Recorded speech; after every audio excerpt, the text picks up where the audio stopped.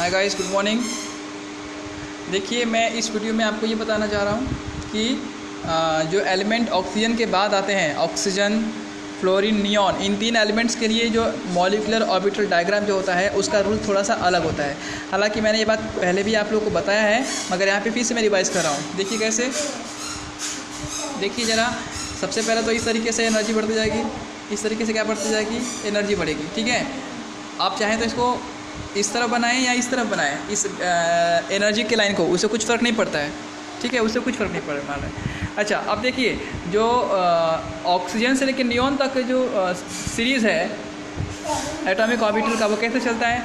सबसे पहले यहाँ पे लिखते हैं 1s, जो कि लिखा नहीं है, मैं जानबूझ के बता रहा हूँ, लिख रहा हूँ। और क्यों नहीं लिखा है, क्योंकि मैंने बताया कि 1s के इलेक्ट्रॉन हाइड्रोजन और हीलियम को छोड़ के, किसी भी एलिमेंट में 1s के इलेक्ट्रॉन पार्टिसिपेट नहीं करते हैं बॉन्ड फॉर्मेशन में। ठीक है, तो इसलिए 1s को लिखा नहीं जाता। तो यहाँ फिर भी मैं लिख के बता रहा हूँ, ये 1s हो गया, ये 2s हो गया, ये 2p हो गया, तो 1s हो गया। चलो ठीक है, इसको दो भागों में ऐसे बांट देते हैं।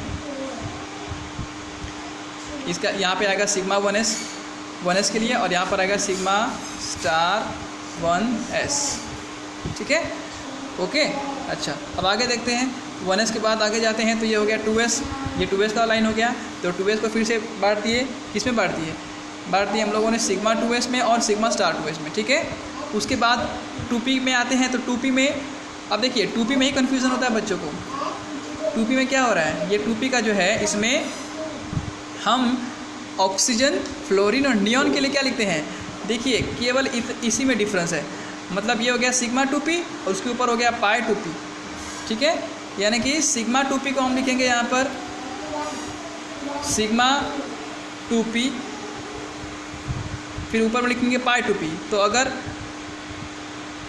पाई 2p है तो यहाँ पे आ जाएगा पाई 2px, यहाँ आ जाएगा पाई 2py, और ये क्या होगा, सिग्मा 2pz। ठीक है, ठीक उसका अपोजिट यहाँ पे हो रहा है। देखो, अगर यहाँ पे सिग्मा 2p है,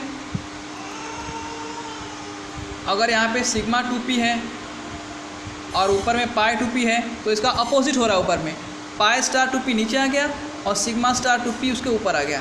हो गया इसका अपोजिट। देखो, इसका अपोजिट हो गया। जो यहाँ पे नीचे है वो वहाँ पर ऊपर है, और जो यहाँ पर ऊपर है वो यहाँ पर नीचे है। समझ में आ गया। ठीक है, ये ऑर्डर आप लोग याद कर लेंगे।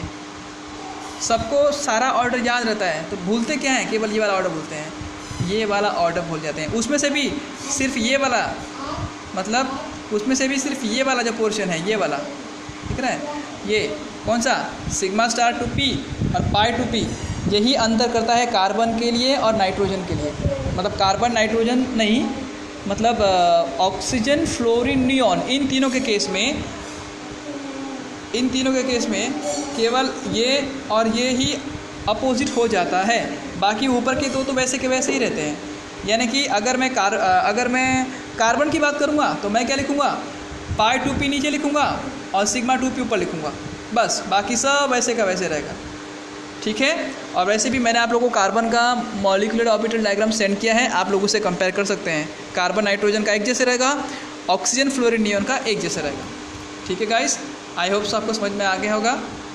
Thank you for watching this, and please like, share and subscribe it. Thank you.